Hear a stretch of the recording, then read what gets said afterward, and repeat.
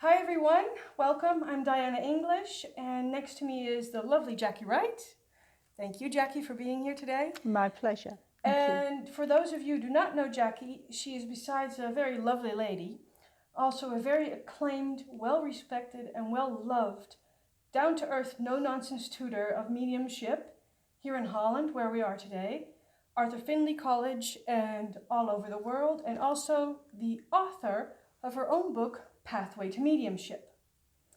Now, the idea is for us to talk about spirit stories. And for those stories have touched you, that have, made you think differently about life. And of course, you're not just the medium, you're also the recipient sometimes. That's correct. But first, I would like to ask you about, as a medium, which stories are those that gave you goosebumps or touched your heart so much or changed your life? There's many really, because as a medium, you are privileged to be that bridge between yourself and your loved one. Yeah. So it's such a privilege that every message or contact we are party to changes our lives, changes our awareness. But there has been one or two that have really stood out. And I think for every medium, it's the contacts that involve children. Yeah. And I remember in Denmark giving a contact to a gentleman who was very skeptical. And I was talking to him about the spirit world, and he was, yeah. And my own confidence was waning slightly, because I was thinking, oh, he's not very interested and this isn't going too well. And then all of a sudden I was aware of a little girl. And I said to him, you have a daughter in the spirit world. And I talked to him of how he laid on the hospital bed with his little girl till she passed away. And how she was in a coma, and obviously she knew he was there. And he kept saying to me, but how do you know that? But how do you know that? Yeah. And I said, because your little girl is telling me. And I told him some personal facts about him and his daughter and their relationship together. And the man dissolved into tears. Oh, bless him. And that healing power that was at work and very, very evident and tangible from the spirit world to him. And when the contact was over and I asked him, was he okay? And, was there any questions? He said to me, you have saved my life. Oh my He gosh. said, because I never realized that my little girl was still alive. And that really stands in my mind, not only because the contact was so powerful, but I think also because it really brought home to me the responsibility of mediumship. Yeah. The healing quality of mediumship and the responsibility that goes with it. Sometimes I think in today's commercial mediumship, we forget. Yeah. We forget that there is a much deeper meaning for those contacts and for the reason the spirit return here. It is always, always for healing. Yeah. Always to say, we are here, let's move on with life, So that really stands out. There's been one or two others that have been quite humorous. When the husband come back to his wife and talked about personal things that went on between them, especially when they were alone in the bedroom.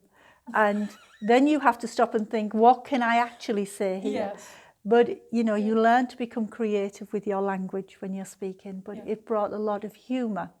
And so the different forms of healing, that emotional healing that Dad got from his little girl, to the humorous healing from a husband returning to his wife, still all healing. Yeah, it is. And it's so, the beauty of it is that one is so down to earth, so the day-to-day life, the cup of tea, where do you put your bathrobe or how you like your tea, to the really life-saving, emotional stories. But we also have to remember as mediums not to judge that. What is down to earth and day to day? What is life-saving? Everything has that special. I believe the spirit world know what we need to know. I agree. They know whether we need something light-hearted or something deep and meaningful. And as mediums, we don't judge that, and we get out of the way enough for that reunion to happen. Then healing happens, I believe. I agree. And as although you are the medium, you are often also the recipient Yeah. in training courses, but also every once in a while with colleagues, and probably before as well. Were there particular ones that gave you healing or insight as a recipient and not as the medium? Yeah, once my family, believe it or not, are not great at coming back from the spirit world and giving messages.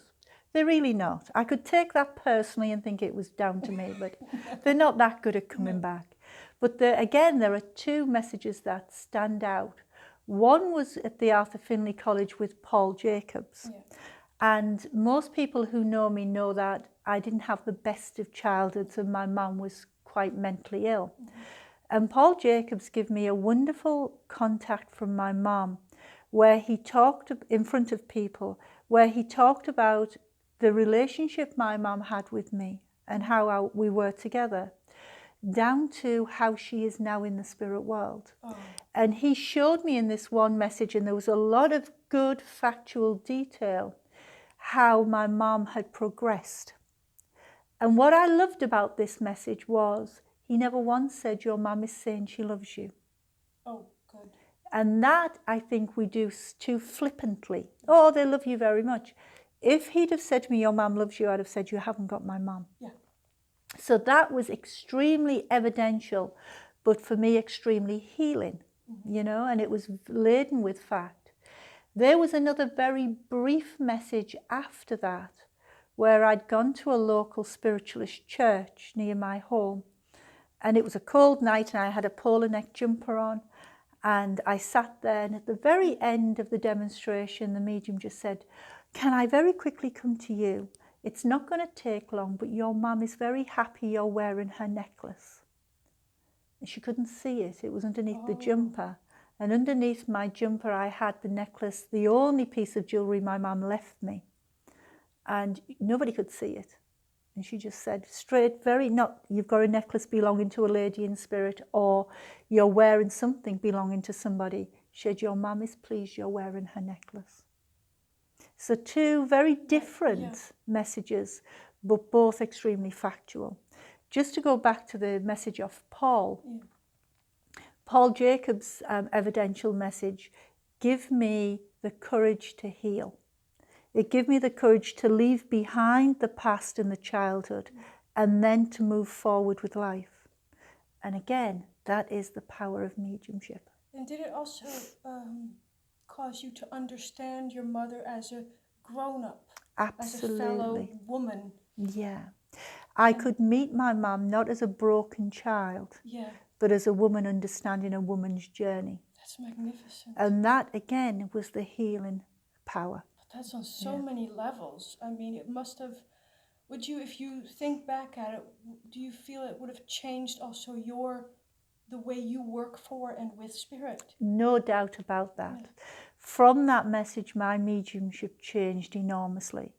I stopped being what I call a surface medium of he's mum, he's dad, they love you very much, to really looking at the depth of the relationship and why spirit bring the evidence they bring. Because it's never random. They don't just say something randomly. Whatever they bring, whatever evidence they bring, has a meaning to their loved one's life now. So I started to look at that in more depth, and it gave my own mediumship more meaning. And that of others as well. Yeah. Oh, that's wonderful. So that's how I try to teach mediumship as well now, is that we look for the healing quality within the message.